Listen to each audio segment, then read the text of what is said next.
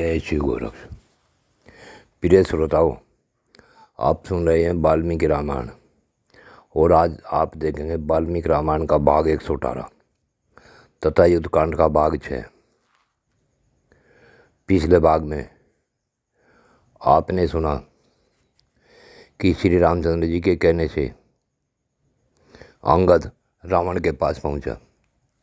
रावण को समझाने का प्रयत्न किया परंतु रावण की समझ में नहीं आई और उसने राक्षसों से कहा कि इस बानर को पकड़ लो और खा जाओ। तभी अंगद अपने पराक्रम दिखा वहाँ से तुरंत श्री राम की शरण में आ गया। श्री राम ने सभी वानरों को लंका को चारों ओर से घेरने का आदेश दे दिया। उधर रावण ने अपने सभी सेना को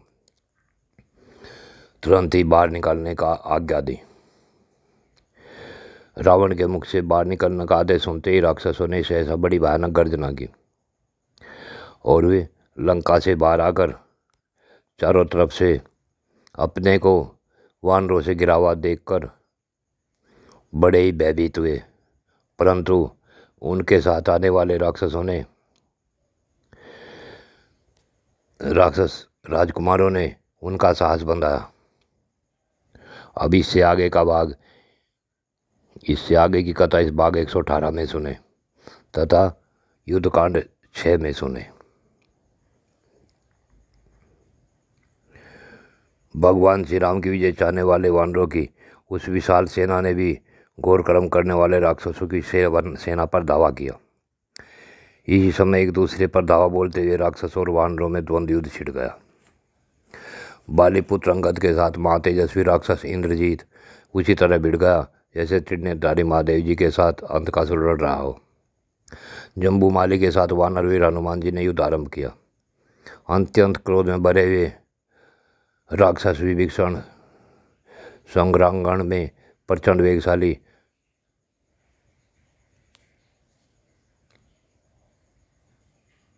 राक्षसों से भिड़ गए। नील भी निकुंभ से जूझने लगे। वानरराज सुग्रीव परकर्ष के साथ और श्रीमान लक्ष्मण समरभूमि में वीरूपाक्ष के साथ युद्ध करने लगे। दुर्जय अग्निकेतु रश्मिकेतु सुप्तगन और यज्ञकोप ये सब राक्षस श्री रामचंद्र जी के साथ जूझने लगे। धर्म के बलवान पुत्र महाकपि सुषेण राक्षस विद्युन्माली के साथ लोहा लेने लगे।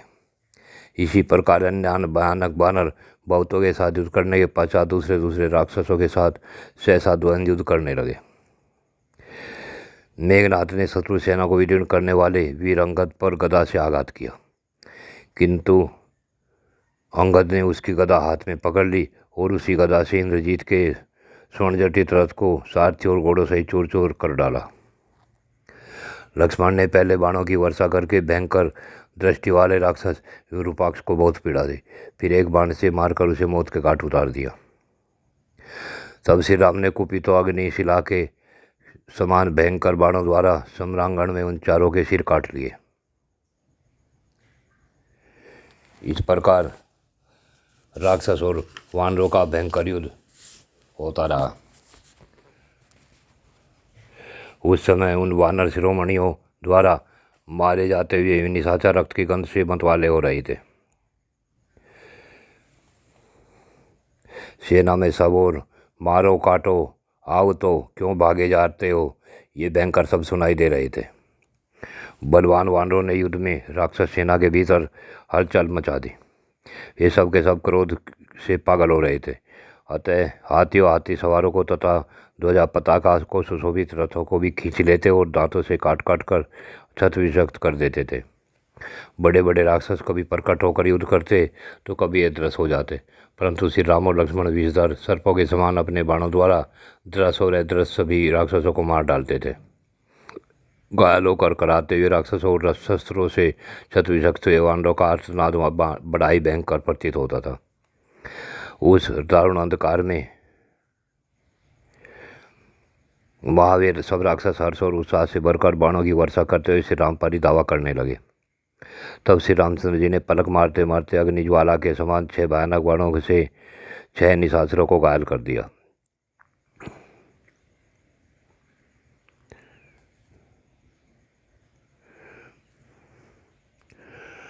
राक्षसों के सिंहनादों और भेड़ियों की आवाज़ों से वह भयानक रात्रि और भी भयंकर हो उठी।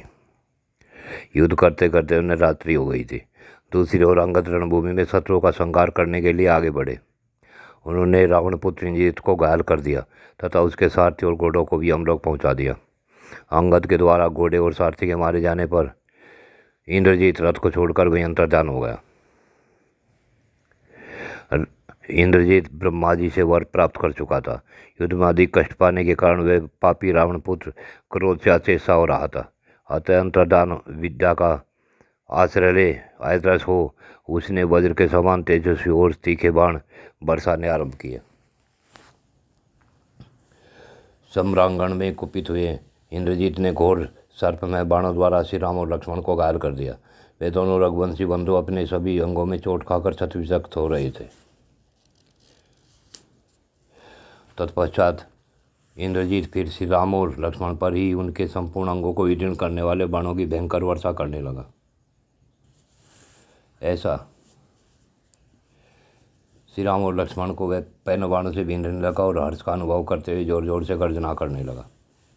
युद्ध के मुहाने पर बाण के बंधन से बंधे हुए दोनों बंधु पलक मारते मारते ऐसी दशा को पहुंच गए कि उनमें आंखें उठाकर देखने की भी शक्ति नहीं रही। वे तो काल के भी काल है, उन्हें कौन बांध सकता था, परंतु वह उनकी मनुष्यता का नाटक था, केवल लीला मात्र थी।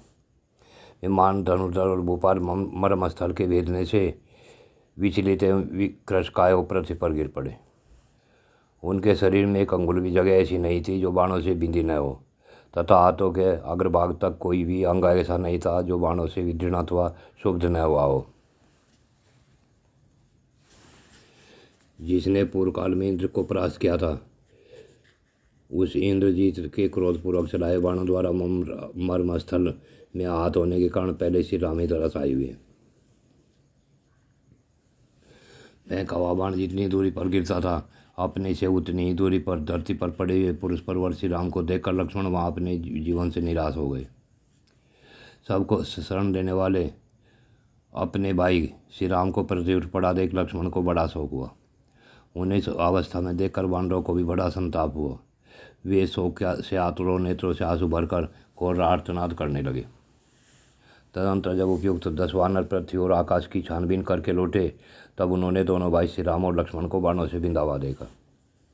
हनुमान जी के साथ नील, द्विविद, महेंद्र, सुषेण, कुमुद और अंगद तुरंत ही रघुनाथ जी के लिए शोक करने लगे।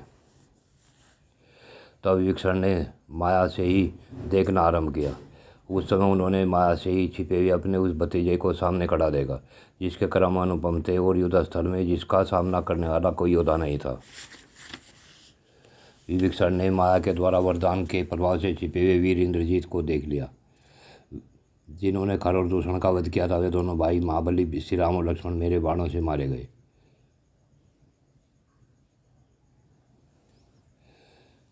इस प्रकार वह हर्षनाद करता माँ धनुधर इंद्रजीत जामान की छाती में एक बाण से गहरी चोट पहुंचाकर वेगशाली हनुमान जी को भी 10 बाण मारे।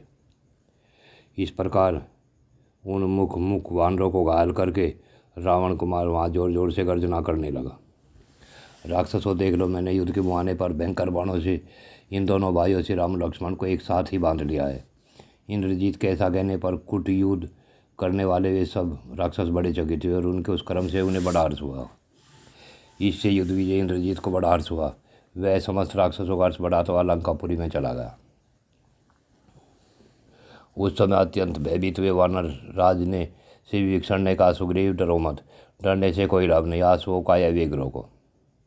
ऐसा कहकर विभीषण ने जल से भीगे हुए हाथ से सुग्रीव के दोनों सुंदर नेत्र पहुँच दिए। उन्होंने बिना किसी घबराहट के यह समयोचित बात कही, हे वानर सम्राट, यह समय घबराने का नहीं है। ऐसे समय में अधिक स्नेह का प्रदर्शन भी मौत का भय उपस्थित कर देता है। अतः इधर मायावी इंद्रजीत सारी सेना के साथ लंकापुरी में लौटा और अपने पिता के पास आया। वहाँ रावण के पास पहुंचकर उसने उसे हाथ जोड़कर प्रणाम किया और श्री राम लक्ष्मण के मारे जाने का प्रिय समाचार सुनाया। राक्षसों के बीच में अपने दोनों शत्रुओं के मारे जाने का समाचार सुनकर रावण हर्ष से उछल पड़ा और उसने अपने पुत्र को हृदय से लगा लिया। इंद्रजीत जब अपना काम बनाकर लंका में चला गया तब सभी श्रेष्ठ वानर रघुनाथ जी के चारों ओर से उनकी रक्षा करने लगे। हनुमान, अंगद, नील, सुसेन, कुमुद, नल, गज, गवाक्ष, गवय, सरभ, गंधमालन, जामवान, ऋषभ, स्कंद, रंभ, सतबली और प्रथु ये सब सावधानों अपनी सेना की व्यवस्था करके हाथों में वृक्ष लिए सब ओर से पहरा देने लगे। उधर हर्ष से भरे हुए रावण ने सीता जी की रक्षा करने वाले राक्षसों को बुलवाया। आज्ञा पाते ही त्रिजटा तथा अन्य राक्षसियाँ उनके पास आ गई। तब हर्ष से भरे हुए राक्षस राज ने उन राक्षसों से कहा, तुम लोग भी देखो हमारी सीता से जाकर कहो कि इंद्रजीत ने राम और लक्ष्मण को मार डाला। उन मारे गए दोनों बंधुओं को उसे दिखा दो जिसके आश्रय से के गर्भ से भरकर यह मेरे पास नहीं आई थी। वह इसका पति अपने भाई के साथ युद्ध के मुहाने पर मारा गया। दुरात्मा रावण की ये बात सुन वे सभी राक्षस बहुत अच्छा कह उस स्थान पर गई जहाँ पुष्पक विमान था। रावण की आज्ञा से उन पुष्पक विमान को वे राक्षसी अशोक वाटिका में बैठी हुई सीता जी के पास ले आई। सीता को पुष्पक विमान पर बिठाकर त्रिजटा सहित वे राक्षसी उन्हें राम लक्ष्मण का दर्शन कराने के लिए चले। इस प्रकार रावण ने उन्हें ध्वजा पताका से अलंकृत लंकापुरी के ऊपर विचरण करवाया। इधर हर्ष से भरे राक्षस रावण ने लंका में सर्वस्त्रीय घोषणा करा दी। राम और लक्ष्मण रणभूमि में इंद्रजीत के हाथ से मारे गए। त्रिजटा के साथ उस विमान द्वारा वहां जाकर सीता ने रणभूमि में जो वानरों की सेना मारी गई थी उन सबको देखा। श्री राम तथा लक्ष्मण के पास खड़े हुए वानरों को अत्यंत दुख से पीड़ित पाया। तदंतर सीता ने वाणसैया पर सोए दोनों भाई श्री राम और लक्ष्मण को भी देखा जो बाणों से पीड़ित संज्ञासून होकर पड़े थे। उन दोनों नरश्रेष्ठ वीरों को उस अवस्था में बाणसैया पर पड़ा देख दुख से पीड़ित हुई सीता करुणाजनक स्वर में जोर जोर से विलाप करने लगी। स्त्रियों के हाथ पैरों में जो कमल के चिन्ह होते हैं उन्हें लक्षण वेता विद्वानों ने अमोघ बताया, किंतु आज श्री राम के मारे जाने से वे सारे शुभ लक्षण मेरे लिए व्यर्थ हो गए। इस प्रकार रोती सीता कहने लगी। ज्योतिष के सिद्धांत को जानने वाले निपुण ब्राह्मणों ने यह बताया था कि मेरा पति के साथ राज्याभिषेक होगा, किंतु आज वे सारी बातें झूठी हो गई। परंतु ये दोनों रघुवंशी बंधु तो वारुण, आग्नेय, इंद्र, वाया और ब्रह्मशीर आदि अस्त्रों को भी जानते थे। मरने से पहले इन्होंने उन अस्त्रों का प्रयोग क्यों नहीं किया? मैं श्री राम, मारुति, लक्ष्मण अपने और अपनी माता के लिए भी उतना शोक नहीं करती जितना अपनी तपस्विनी सासू जी के लिए कर रही हूँ। ये तो प्रतिदिन यही सोचती होंगी कि वह दिन कब आएगा कि वनवास का व्रत समाप्त करके वन से लौटे हुए श्री राम, लक्ष्मण, सीता को मैं देखूंगी।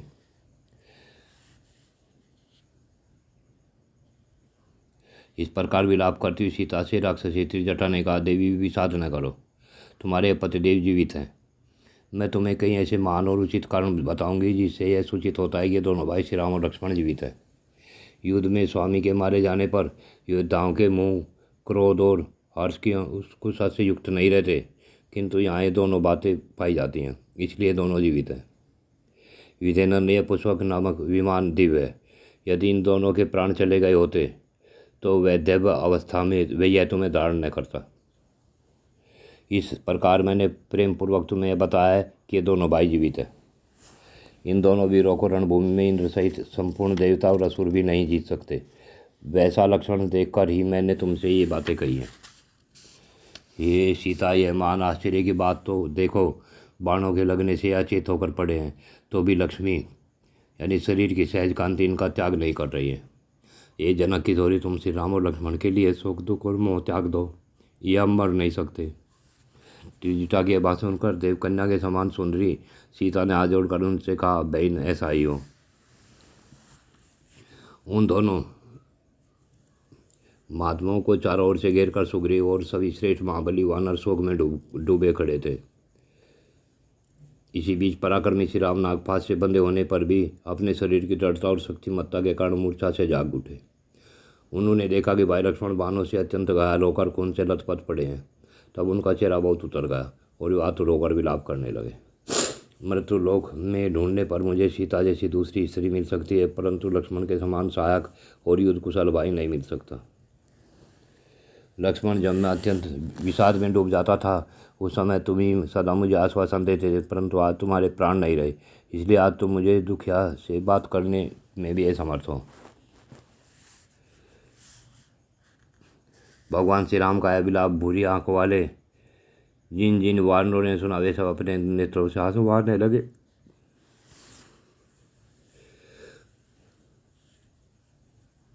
तब विभीषण हाथ में गदा लिए तुरंत उस स्थान पर लौट आए जहाँ श्री रामचंद्र जी विद्यमान थे। इसी बीच में विभीषण हाथ में गदा लिए वहाँ आए और विजय सोचा का आशीर्वाद देकर सुग्रीव तथा श्री रघुनाथ जी की अबुद्ध कामना की। ये विभीषण आए हैं जिन्हें देखकर वानर शिरोमणियों को यह संदेह हुआ था कि रावण का बेटा फिर आ गया, इसलिए उनका भय बहुत बढ़ गया है, ये भागे जा रहे हैं। सुग्रीव के ऐसा कहने पर ऋषिराज हनुमान ने भागते वानरों को लौटाकर उन्हें आसात बना दी। श्री राम और लक्ष्मण के शरीर को बाणों से व्याप्त हुआ देख धर्मात्मा विभीषण को उस समय बड़ी व्यथा हुई। उन्होंने जल से भीगे उन दोनों भाइयों के नेत्र पहुँचे और बनीवन शोक से पीड़ित हो गए तो रोने और विलाप करने लगे। आई जिन्हें युद्ध अधिक प्रिय था और जो बल विक्रम से संपन्न थे वे ही ये दोनों भाई श्री राम और लक्ष्मण माया से युद्ध करने वाला राक्षस द्वारा इस अवस्था को पहुंचा दिए गए हैं। इस प्रकार विलाप करते विभीषण को हृदय से लगाकर शक्तिशाली वानरराज सुग्रीव ने उनसे कहा, ये दोनों भाई श्री राम और लक्ष्मण मूर्छा त्यागने के पश्चात गरुड़ की पीठ पर बैठकर रणभूमि में राक्षस गणों का सहित रावण का वध करेंगे। राक्षस विभीषण को इस प्रकार सांत्वना और आश्वासन देकर सुग्रीव ने अपने बगल में खड़े हुए ससुर सुषेण से कहा, आप होश में आ जाने पर इन दोनों शत्रुदमन श्री राम और लक्ष्मण के साथ ले सुरवीर वानर गणों के साथ किष्किंधा को चले जाइए। मैं रावण को पुत्र और बंधु बांधवों सहित मारकर उसके हाथ से मिथिलेश कुमारी सीता को इसी प्रकार छीन लाऊंगा जैसे देवराज इंद्र अपनी खोई हुई राजलक्ष्मी को दैत्यों से के यहाँ से हर लाए थे। वानरराज सुग्रीव की बात सुनकर सुषेण ने कहा, पूर्व काल में जो देवासुर संग्राम महायुद्ध हुआ था उसे हमने देखा था। उस युद्ध में जो देवता अस्त्र शस्त्रों से पीड़ित अचेत और प्राण शून्य हो जाते थे उन सब की रक्षा के लिए बृहस्पति की मंत्रयुक्त विद्याओं तथा दिव्य औषधियों का द्वारा उनकी चिकित्सा करते थे। मेरी राय है कि उन औषधियों को ले आने के लिए संपत्ति और पनस आदि वानर शीघ्र ही पूर्वक क्षीर सागर के तट पर जाए।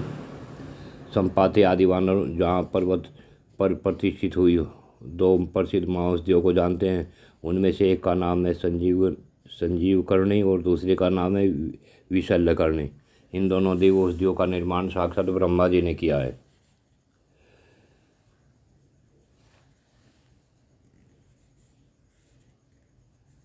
साबरमती समुद्र के तट पर चंद्र और द्रोण नामक दो पर्वत हैं जहाँ पूर्व काल में अमृत का मंथन किया गया था।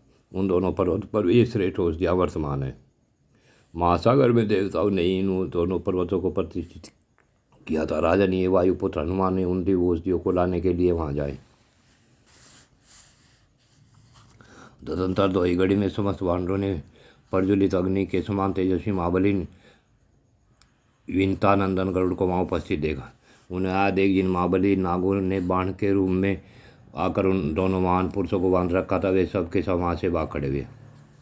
तत्पश्चात गरुड़ ने उन दोनों रघुवंशी बंधुओं को स्पर्श करके अभिनंदन किया और अपने हाथों से उनके चंद्रमा के समान कांतिमान मुखों को पहुँचा। गरुड़ जी का स्पर्श पाते ही श्री राम और लक्ष्मण के सारे घाव भर गए और उनके शरीर तत्काल सुंदर कांति से युक्त हो गए। उनमें तेज, वीर्य, बल, ओज, उत्साह, दृष्टि शक्ति, बुद्धि और स्मरण शक्ति आदि महान गुण पहले से भी दोगुने हो गए। फिर माँ तेजस्वी गरुड़ ने उन दोनों भाइयों को जो साक्षात इंद्र के समान थे उठाकर हृदय से लगा लिया। तब श्री राम जी ने प्रसन्न होकर उनसे कहा, इंद्रजीत के कारण हम लोगों को जो मान संकट आ गया था इसे हम आपकी कृपा से लांग गए। आप विशिष्ट उपाय के ज्ञाता हैं, अतः आपने हम दोनों को शीघ्र ही पूर्वस्थ बल से संपन्न कर दिया। आप बड़े रूपवान हैं, दिव्य पुष्पों की माला और दिव्य अंगर आग से विभूषित है। आपने दो स्वच्छ वस्त्र धारण कर रखे हैं। हम जानना चाहते हैं कि आप कौन हैं। सर्वज्ञ होते भी भगवान ने मानव भाव का आश्रय लेकर गरुड़ से ऐसा प्रसन्न किया। तब माँ तेजस्वी महाबली पक्षीराज विंतानंदन गरुड़ ने मनी मन प्रसन्न और आनंद के आंसुओं से भरे हुए नेत्र वाले श्री राम से कहा, ये श्री राम, मैं आपका प्रिय मित्र गरुड़ हूँ, बाहर विचरने वाला आपका प्राण हूँ। आप दोनों की सहायता के लिए ही मैं इस समय आया हूँ। इंद्रजीत ने माया के बल से जिन नाग रूपी बाणों का बंधन तैयार किया था वे नाग ये कद्रु के पुत्री हैं। इनके दांत बड़े तीखे हैं। इन नागों का विष बड़ा भयंकर होता है। ये राक्षस की माया के प्रभाव से बाण बनकर आपके शरीर में लिपट गए थे। धर्म के ज्ञाता श्री राम युद्ध में शत्रुओं का संहार करने वाले अपने भाई लक्ष्मण के साथ ही आप बड़े सौभाग्यशाली हैं जो अनायास इस नागपाश से मुक्त हो गए। मैं देवता के मुख से आप लोगों के नागपाश में बंधने का समाचार सुनकर बड़ी उतावली के साथ यहाँ आया हूँ।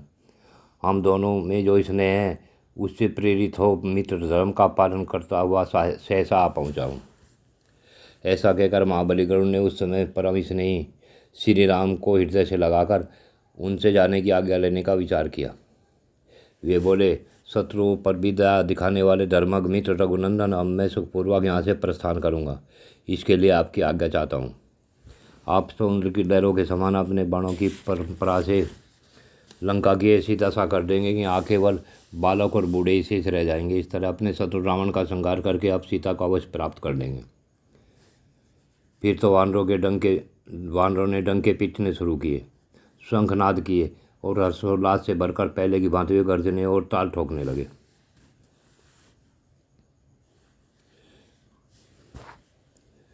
उस समय भीषण गर्जना करते महाबली वानरों का वह तुमलनाद राक्षस सहित रावण ने सुना। रावण ने जब वह सिंहनाद सुना तब वह इस प्रकार बोला, इस समय गरजते हुए मेघों के समान जो अधिक हर्ष में भरे हुए बहुसंख्यक वानरों का यह महान कोलाहल प्रकट हो रहा है, ये स्पष्ट जान पड़ता है कि इन सबको बड़ा भारी हर्ष प्राप्त हुआ है। परंतु वे दोनों भाई श्री राम और लक्ष्मण तो तीखे बाणों से बंधे हुए हैं। मेरे मन में शंकासी उत्पन्न कर रहा है। मंत्रियों के ऐसा कहकर राक्षस राज रावण ने अपने पास ही खड़े राक्षसों से कहा, तुम लोग शीघ्र ही जाकर इस बात का पता लगाइयो कि शोक का अवसर उपस्थित होने पर भी इन सब वानरों में हर्ष का कौन सा कारण प्रकट हो गया।